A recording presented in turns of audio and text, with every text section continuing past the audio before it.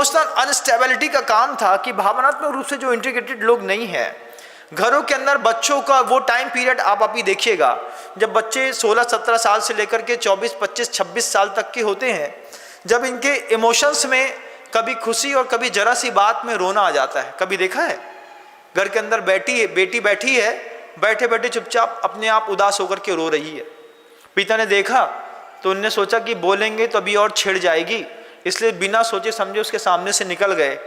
Mummy भी बोल रही, भाई इनको चेहरा तो जब देखो तब बन जात है। ऐसा नहीं, ये वो एक टाइम पीरियड है 16 साल से लेकर के 24-25 साल की उम्र तक का, जब बच्चे इमोशनली अनस्टेबल रहते हैं। उस वक्त फैमिली मेंबर्स की ये जरूरत रहती है कि बच्चों का स्थितिकरण करें। कोई प्रॉब्लम है, कुछ गलती हो गई, कुछ पूछ रहे हो, कुछ समझ में नहीं आ रहा है, कोई परेशान कर रहा है, कोई दिक्कत है तो हमको बताओ। ये घर के अंदर जब भरोसा मिलता है बच्चों को, जवान बच्चे होते हैं वो बड़े हो रहे होते हैं, लेकिन आपकी नज़रों में तो आपका बच्चा 60 साल का भी हो जाए तो वो बड़ा नहीं होता। हमने दुनिया भर के कितने दादा दादी देखे ऐसे, 85 साल के बब्बा हैं, 65 साल के उनको लड़का है। बब्बा कहते जो मोड़ा को बिल्कुल भी अकल नहीं है, हम कहते भगवान बचाए। 65 साल के मोड़ा में अकल नहीं है, उन्हें संतानें पैदा कर ली, उन्हें ब्याह कर लो, उन्हें पूरी दुनियादारी बसा ली, उन्हें धंधा कर लो, उन्हें दुकानदारी बंदी कर ली, उन्हें मकान बना ले। पिताजी कहते हैं तुम्हारे बाप में एक पैसे की अकल नहीं है। नाती होता तो वो भी हिला देते, हो सही कह रहे बब्बा तुम, हम भी परेशान हो तुम भी परेशान। लेकिन ये चीज क्या है, ये वो चीज है कि हमको हमारा बच्चा कभी बड़ा नहीं लगता, छोटा लगता है। लेकिन सोचने वाली बात है दुनिया की कि जब आपको पता चले, अगर नहीं पता चले तो जानिए, सीखिए इस बात को कि जब आपका बच्चा 15 साल से लेकर के 25 साल के बीच में 10 साल का वो टाइम पीरियड है जब इसकी इमोशनल अनस्टेबल रहते हैं बच्चे, घर के अंदर के भावनात्मक रूप से अस्थिरता बनी रहती है। उस समय माता पिता को, भाई को, बड़े भाई को, दादा को, ताऊ को, बच्चों को केयरिंग करनी पड़ती है। घर के अंदर देखना पड़ता है कुछ प्रॉब्लम है क्या, नहीं भी प्रॉब्लम है तो पूछ लो, सब ठीक है ना, सब अच्छा चल रहा है, कोई प्रॉब्लम तो नहीं है, कोई दिक्कत हो तो बताओ, हम हैं, कब भरोसा रखना कोई दिक्कत नहीं होगी। इस तरीके कहने पर अगर थोड़ा भी जैसे हल्की सी नमी से गुड़ गीला हो जाता है, ऐसी थोड़ी सी नमी का भाव पैदा किया और बच्चे थोड़े से गीले हुए तो थोड़ा और इमोशनल्स करके उनके अंदर की बात निकाल करके जब उनको अपन स्थिरता दे देते हैं, तब बच्चे भी माता पिता का, भाई बहन का, बड़ों का, चाचा चाची का एहसान मानते हैं कि उस समय हम दलदल में फंस जाते अगर हमारे चाचा ने, हमारे पापा ने, हमारे ताऊ ने, बड़े भैया ने, बड़ी बहन ने नहीं बचाया होता तो। ये वो एक टाइम पीरियड है, इस टाइम पीरियड को आप सब दुनिया के लोग भी समझने की कोशिश करें और अपने अपने बच्चों को सिर्फ खाना, पानी, भोजन और ट्यूशन के अलावा भी इमोशंस को क्रिएट करने के लिए उनको टाइम दें। जितना टाइम आप मनोरमा सीरियल को देखने में देते हैं, उतना वक्त उस वक्त का वो टाइम है आपका कि आप सीरियल बंद करके अपने बच्चे के साथ टाइम गुजारें। छोटा सा बीच में काम रख लें, चाहे वो गेहूं बीनने का काम रख लें और चाहे कोई क्राफ्ट के आइटम बनाने का। घर के अंदर पहले बहुत अच्छा रहता था कि माँ और बेटी मिल करके कोई क्राफ्ट का आइटम बना रहे होते थे, कोई आर्ट्स बना रहे होते थे, तो दोनों जन मिल करके उसमें 5-5, 6-6 घंटे देते थे। 5-6 घंटे देते थे तो बीच में डिस्कशन भी चलता रहता, क्यों सब ठीक चल रहा है, हमने सुना तुम्हारे स्कूल में कोई पढ़ाई वढ़ाई नहीं होती है, तुम्हारे स्कूल में लड़के उड़दंगी करते रहते हैं, ऐसा वैसा।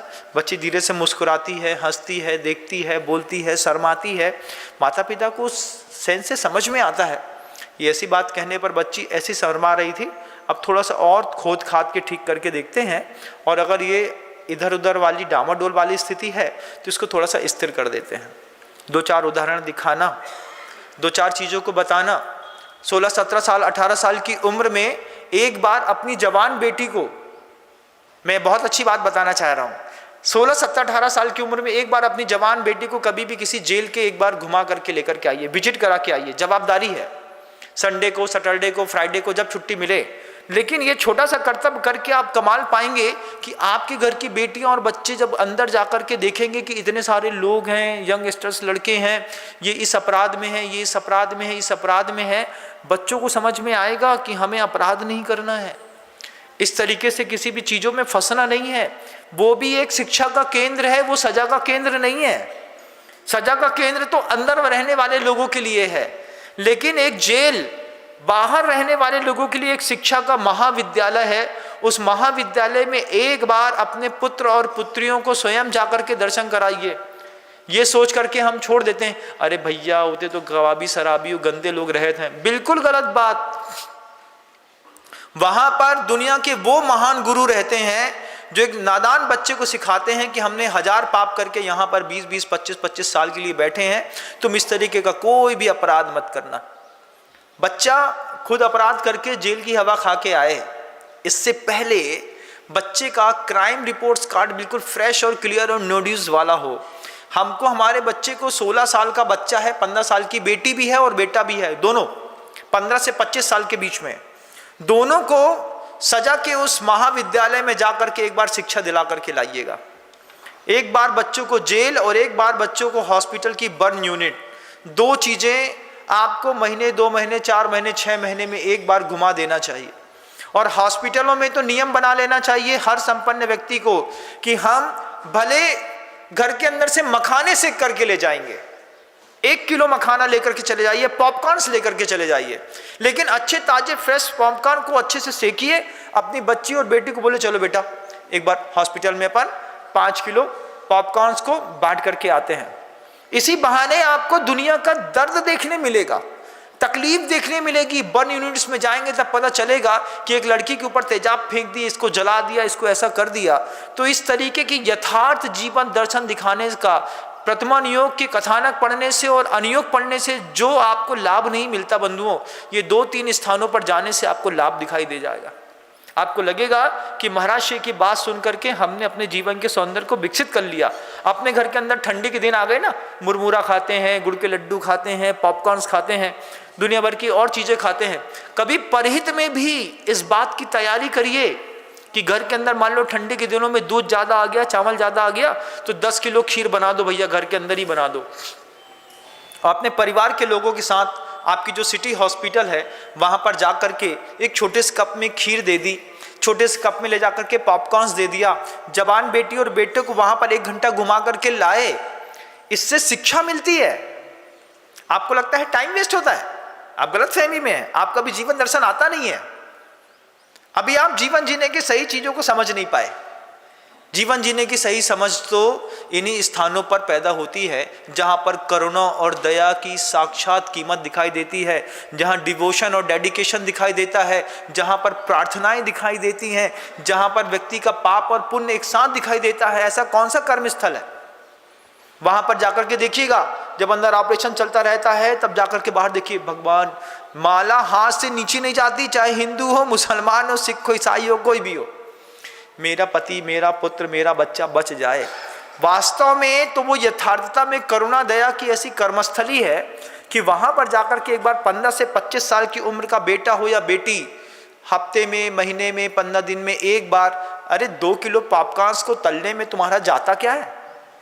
30-40 रुपए किलो का मक्का का दाना आता है, 2 किलो का 80 रुपए का, 100 रुपए का मक्के का दाना उठा करके एक बोरे में भर के बढ़िया साफ सुथरा करके गरम घी, हल्दी, चावल लगा करके उसको दे करके आए। इस बहाने कुछ लेकर के आए, इस बहाने हम अपने अंदर करुणा, दया, कंपाइंडनेस, क्षमा, इन सब चीज़ों को लेकर के आए। हम लेकर के आए इन चीज़ों को कि भैया हमें इस तरीके के पाप नहीं करना, इस तरीके का भोजन नहीं करना। जब वहाँ जाकर के दिखेगा कि बहुत अच्छी लड़की दिख रही थी, बहुत अच्छी, यहाँ से यहाँ तक पूरा कट्स लगे हुए हैं, क्यों लगे हैं? केमिकल रिएक्शंस क्या होते हैं, फिजिकली जो केमिकल रिएक्शन होते हैं वो क्या होते हैं, किस तरीके से रंग बदल गया, किस तरीके से क्या हो गया। ये प्रथमा नियोग की जो कथानक पुस्तकों में पढ़ते हैं, इसका प्रैक्टिकली इंप्लीमेंट कर कहीं देखना है तो हॉस्पिटल में जाकर के देखिए, कभी पर जाकर के देखना है तो किसी जेल खाने में विजिट करा के आइए। जब वहाँ पे 18 साल का लड़का मर्डर के केस पे फंसा मिलेगा और अच्छे घर का दिखाई देगा, अंदर जाके देखिएगा अच्छे एसपी, एसडीओ, डीएसपी, दुनिया भर के registrar, food inspector, sales tax inspector, professor, engineer, सब आपको जेल के अंदर मिलेंगे। तब लगेगा कि यहाँ भी क्या वैभव है और अपराध के कारण किस तरीके की इन लोग सजा काट रहे हैं। ये भी अपने घर के बच्चों के इमोशनल अनस्टेबिलिटी को स्टेबल करने के लिए कुछ ऐसे प्रायोगिक उपाय हैं जिन प्रायोगिक उपायों का हमको उपयोग करना चाहिए। मैं मानता हूं मेरी बात सुनने के बाद आप आज से 5 दिन के अंदर किसी एक अच्छे हॉस्पिटल का विजिट जरूर करेंगे। मुझे विश्वास है, क्योंकि जनता मेरी बात बहुत गौर से सुनती है और मुझे मानती भी है, मुझे अंदर से विश्वास है इस बात का।